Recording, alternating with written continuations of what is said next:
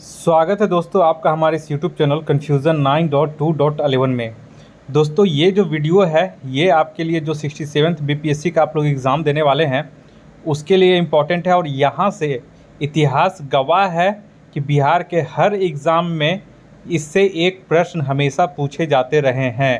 आप कोई भी आज तक जो भी बिहार में एग्ज़ाम हुआ है, चाहे वो बीपीएससी का हो, बिहार दरोगा का हो, बिहार एसएससी का हो, और भी किसी चीज़ का एग्ज़ाम हो, सीडीपीओ का एग्ज़ाम हो, आप उठा कर देख ले क्वेश्चन पेपर, इससे एक प्रश्न रहता है और स्टूडेंट इसमें हमेशा कंफ्यूज करते हैं और ये हमेशा गलती कर देते हैं। तो आज के बाद ये गलती नहीं होगा, ये बहुत इंपॉर्टेंट है और पूरा उम्मीद है, ये 90% चांस है कि इससे एक प्रश्न आने वाला है 67th में। यही वजह है कि मैं बहुत दिनों के बाद ये प्रश्न लेकर के आया हूँ ताकि आप लोगों का कम से कम एक प्रश्न जो है वो कंफर्म कर दें लास्ट टाइम में। तो चलिए यहाँ पे हम लोग पहले देख लेते हैं कि देखिए यहाँ पे हम लोग मोनोसैकराइज्ड कार्बोहाइड्रेट और डाइसैकराइज्ड, ठीक है, और पॉलीसैकराइज्ड हम लोग देख लेते हैं कार्बोहाइड्रेट्स कि इसमें कौन कौन सा कैटेगरी आता है। तो पूछता है क्वेश्चन में कि निम्न में से कौन सा मोनोसैकराइज्ड है या फिर डाइसैकराइज्ड है, ठीक है, ये क्वेश्चन हमेशा आया हुआ है। तो यहाँ पे हम लोग देख लेते हैं। देखिए मोनोसैकराइज्ड में 1 शुगर यूनिट्स होता है, ठीक है, और ये जो होता है ये एब्जॉर्बेबल कार्बोहाइड्रेट्स होता है। इसमें 3 प्रकार का मोनोसैकराइज्ड कार्बोहाइड्रेट्स होता है और याद रख लें ग्लूकोज, फ्रक्टोज और ग्लैक्टोज, यही 3 क्वेश्चन पूछेगा अगर मोनोसैकराइज्ड में पूछना है तो, कि फ्रक्टोज इसमें से क्या है, मोनोसैकराइज्ड है कि डाइसैकराइज्ड है, या फिर पूछेगा कि इसमें से मोनोसैकराइज्ड कौन है। तो मोनोसैकराइज्ड में आप लोग 3 याद कर लें, पहला ग्लूकोज, दूसरा फ्रक्टोज और तीसरा ग्लैक्टोज। उसके बाद अब आइए डाइसैकराइज्ड में। तो यहाँ पे देखिए ग्लैक्टोज, फ्रक्टोज और ग्लूकोज है। अब डाइसैकराइज्ड आएगा तो 2 शुगर यूनिट्स रहेगा, ठीक है, माल्टोज, लैक्टोज, सुक्रोज, ये 3 हमेशा पूछते रहा है। ये जो होते हैं ये डाइसैकराइज्ड कार्बोहाइड्रेट होते हैं। तो डाइसैकराइज्ड में याद कर लीजिएगा माल्टोज, लैक्टोज और सुक्रोज, और एक जो है चौथा है वो ट्रेहेलोज होता है जो कि कभी नहीं पूछा गया है, ठीक है, ट्रेहेलोज। तो आप लोग ये तीनों इसमें याद रखिएगा डाइसैकराइज्ड। अब आइए पॉलीसैकराइज्ड में। पॉलीसैकराइज्ड में क्या होता है कि अगर 10 से ज़्यादा शुगर यूनिट्स हो किसी कार्बोहाइड्रेट में तो वो पॉलीसैकराइज्ड होता है, ठीक है। तो यहाँ पे हम लोग देख लेते हैं, इसमें 2 आ जाएगा। पहला जो है स्टार्च, ये प्लांट डाइटरी फाइबर होता है, यानी कि प्लांट फाइबर होता है स्टार्च, तो ये पॉलीसैकराइज्ड हो गया। और वहीं पे ग्लाइकोजेन जो है वो एनिमल फाइबर है, तो स्टार्च और ग्लाइकोजेन जो है वो पॉलीसैकराइज्ड कार्बोहाइड्रेट है, यानी कि ये कॉम्प्लेक्स कार्बोहाइड्रेट्स है। अब आइए कुछ एंजाइम्स जो हैं वो हम लोग देख लेते हैं ताकि इसका जब कन्वर्जन में आएंगे कि कैसे ब्रेकडाउन होता है तो इसमें हम लोग इसका यूज करेंगे इस एंजाइम का। तो यहाँ पे देख ले, पहले जो है एमाइलेज, ये एक पैंक्रियाटिक यानी कि अग्नाशय एंजाइम होता है। दूसरा ये पेप्सिन, ये जो है ये स्टोमैक यानी कि अमाशय में इसका स्रावन होता है, स्राव होता है पेप्सिन का, ठीक है। और अब आइए स्मॉल इंटेस्टाइन यानी कि छोटी आँत में जो एंजाइम का जो स्राव होता है, स्रावित जो होता है, उसमें देख ले 5 प्रकार का होता है, इरेप्सिन, सुक्रेज, माल्टेज, लैक्टेज और लाइपेज। ये जो है ये स्मॉल इंटेस्टाइन में स्राव होते हैं ये एंजाइम, ठीक है। वहीं पे से आइए कुछ यहाँ पे टेक्निकल टर्म है, डाइस्टेज आएगा, ठीक है, कहीं कहीं डाइस्टेज हम बताएंगे लास्ट में, कि यह एक एंजाइम है that is found in the germination of the seeds में ये प्राप्त होता है, ये इसमें उपस्थित होता है। और ये क्या करता है, तो ये स्टार्च को माल्टोज में बदलता है। अब आइए जाइमेज। जाइमेज क्या है कि ये मिक्सर है एंजाइम का एक मिक्सर है जो कि ईस्ट में मिलता है।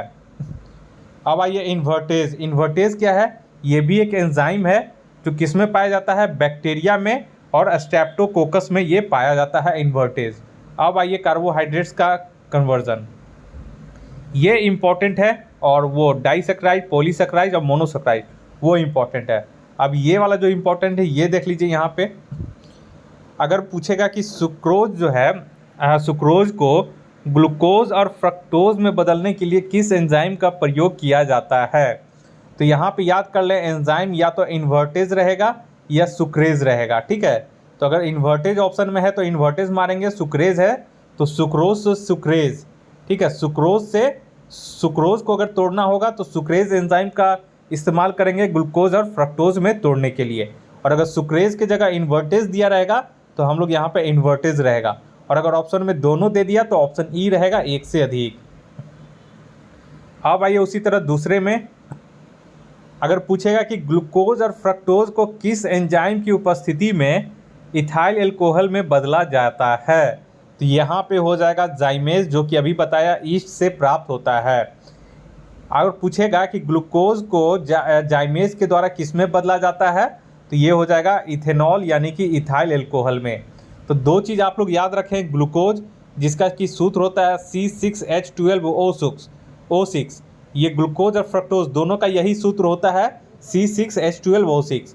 इसको जो है जाइमेज की उपस्थिति में यानी कि जाइमेज एंजाइम की उपस्थिति में ये इथेनॉल में कन्वर्ट हो जाता है, यानी कि इथाइल अल्कोहल में कन्वर्ट हो जाता है, C2H5OH में ये कन्वर्ट हो जाता है। तो ये आपका पूछा हुआ है 66 बीपीएससी में। नेक्स्ट आइए स्टार्च का रहेगा, ठीक है। स्टार्च को माल्टोज में बदलने के लिए किस एंजाइम का प्रयोग किया जाता है, तो या तो डाइस्टेज रहेगा तो डाइस्टेज, या फिर पैंक्रियाटिक एमाइलेज रहेगा तो ये आंसर हो जाएगा, और अगर ऑप्शन में दोनों रहेगा तो दोनों हो जाएगा, ठीक है। तो ये ध्यान रखिएगा, ज़्यादातर आपको डाइस्टेज रहता है या फिर किसी किसी में एमाइलेज मिलेगा, ठीक है।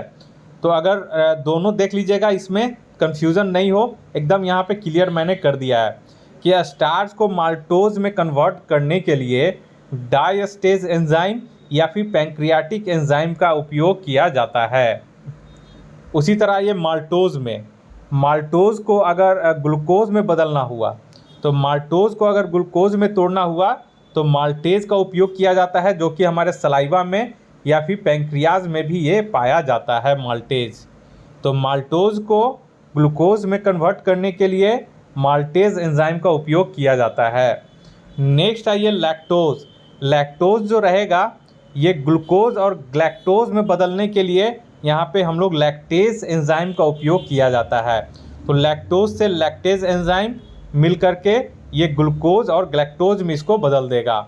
वहीं आइए फैट्स यानी कि वसा को लाइपेज एंजाइम की उपस्थिति में, फैट रहेगा तो लाइपेज कर लीजिएगा, फैट हमेशा लाइपेज के साथ कैटलिस्ट, लाइपेज जो है यहाँ पे एंजाइम कैटलिस्ट का उपयोग करेगा, और फैट्स को है फैटी एसिड और ग्लाइसरॉल में बदल देता है। वसा को लाइपेज क्या करेगा, फैटी एसिड और ग्लाइसरॉल में बदल देता है। नेक्स्ट आइए प्रोटीन जो है पेप्सिन, यह एक गैस्ट्रिक ग्लैंड से इसका स्राव होता है। तो प्रोटीन जो है पेप्सिन एंजाइम की उपस्थिति में पेप्टोन्स में टूट जाता है, और यही पेप्टोन्स क्या होता है, एरेप्सिन एंजाइम की उपस्थिति में अमीनो एसिड में बदल जाता है। तो इस तरह से करके ये आपका पूरा इंपॉर्टेंट नोट्स हो गया है, ठीक है। तो आप लोग एक बार इसको रिवीजन कर ले, और हमेशा देखिएगा जब भी आपका एग्ज़ाम में कोई भी क्वेश्चन पेपर उठा के देख लीजिए, जो भी प्रश्न पूछा जाएगा आपका इससे बस इतना ही 2 पेज से 3 पेज से आपका ये कंप्लीट हो जाएगा, आपका सारा आंसर मिल जाएगा। तो बस यही 2 पेज 3 पेज आपको काफ़ी, और 3 पेज क्या ये 1 पेज में लिख सकता है, हो सकता है। मैंने इसे थोड़ा सा फैल करके लिख दिया है ताकि आप लोग को देखने में दिक्कत ना हो। तो ये आप लोग देख लें एग्ज़ाम से पहले, और अगर कोई कन्फ्यूज़न हो, आप लोग तो पहले से एक बार पढ़े ही होंगे, बस एक बार इसको देख लें, रिवीजन कर लें, और कोई डाउट्स हो तो यहाँ से क्लियर कर लें, ताकि आप लोग का जो एग्ज़ाम में इससे प्रश्न आने वाला है वो आपका एग्ज़ाम में गलती ना हो। और बहुत उम्मीद है, 90% चांस है कि इससे एग्ज़ाम में आने की पूरी संभावना है। इस वीडियो को देखने के लिए आप लोग का बहुत बहुत शुक्रिया। आपका दिन मंगलमय हो। धन्यवाद।